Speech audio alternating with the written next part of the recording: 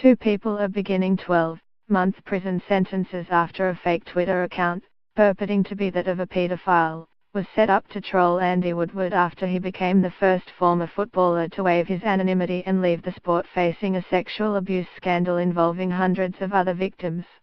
Woodward, the former Crewe Alexandra, Bury and Sheffield United player whose case led to the Football Association commissioning an independent inquiry, was targeted by a bogus account using a photograph of the man who abused him in the 1980s and calling itself the Nonce.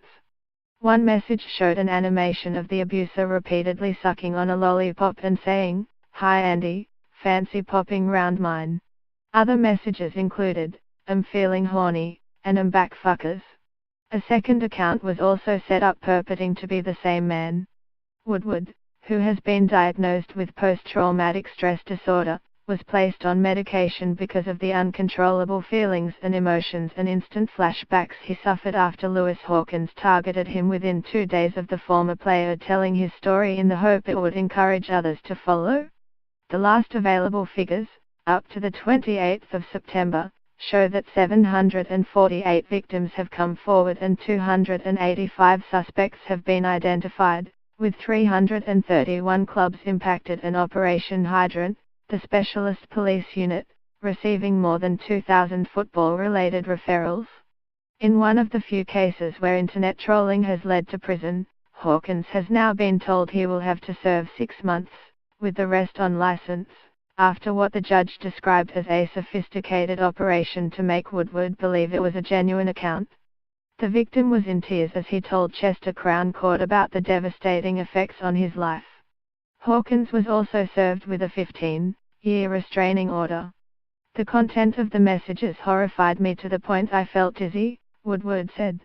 "It made me feel sick. I dropped my phone on the table and I was in tears. I was home with my friends and family and virtually collapsed to the point where one of my family members had to hold me up from falling to the floor. Only 2 days before, I had given up my anonymity to speak publicly. I felt I had reverted to being a child and it took me back to tragic events. I was in a lot of fear. I felt vulnerable and powerless." Hawkins, 18, of Crewe, created the Twitter account after Woodward's case instigated what the FA chairman, Greg Clark, has described as a tidal wave and the biggest crisis he can remember in the sport.